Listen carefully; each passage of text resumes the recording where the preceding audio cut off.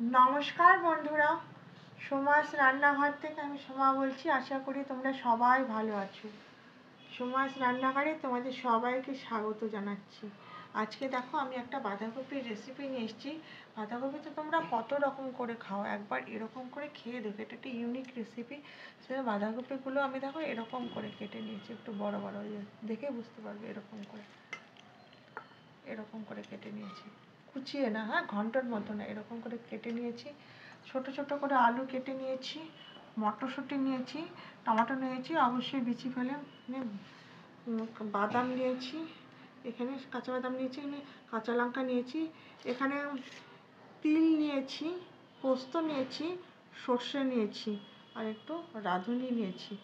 এই মশলাগুলো আমি পেস্ট করব। আর বাঁধাকপিটা আমি একটু জলের মধ্যে ভাপিয়ে নেব।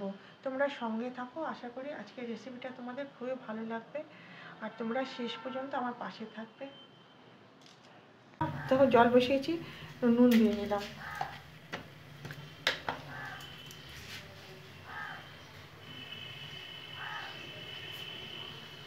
এখন এই যে বাঁধাকপিটা দেখো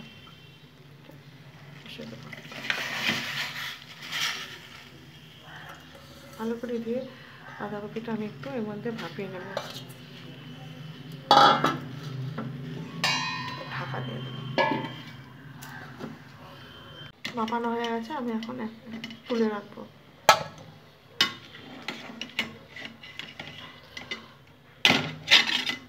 এভাবে আমি সবগুলো তুলে নেব।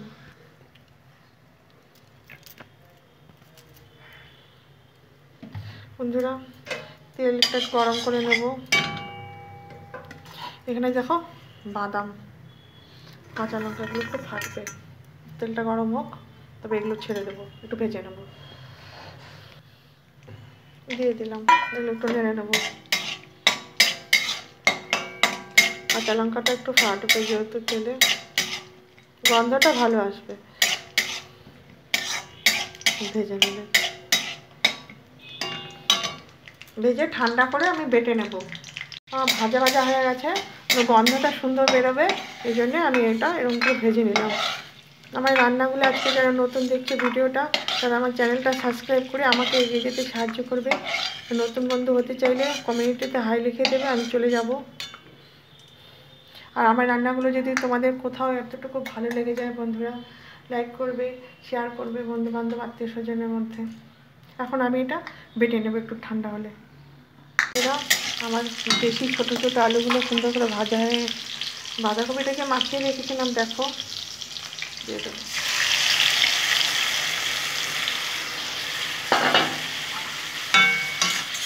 ভালো করে আমি বাঁধাকপিটা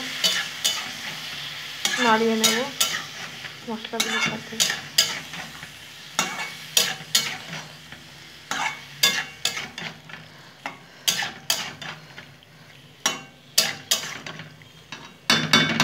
আলু মটরশুঁটি এসব সেদ্ধ হতে দেবো। ঢাকা দিয়ে দিলাম, 10 মিনিট পর ফিরব। বন্ধুরা হয়ে গেছে। দুটো কাঁচা লঙ্কা দিয়ে দিলাম, একটু চিনি দেবো নিরামিষ রান্না। তোমাদের অসুবিধা থাকলে দিও না। বেল ঢুকে দেবো।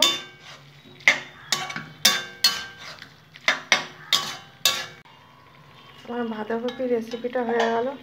এখন আমি উপর থেকে একটু কাঁচা সরষের তেল ছড়িয়ে দেবো।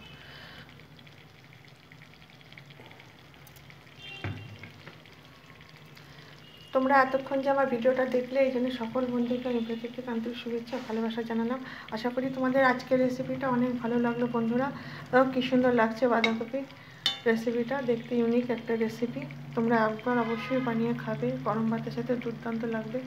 এখন অফ করে দেবো। আবার অন্য কোনো রেসিপি নিয়ে হাজির হবো বন্ধুরা। ততক্ষণ তোমরা ভালো থেকো, সুস্থ থেকো। তাহলে আমি আসছি। হ্যাঁ বাই। এটা এখন ঢেকে দেবো। থ্যাংক ইউ বন্ধুরা।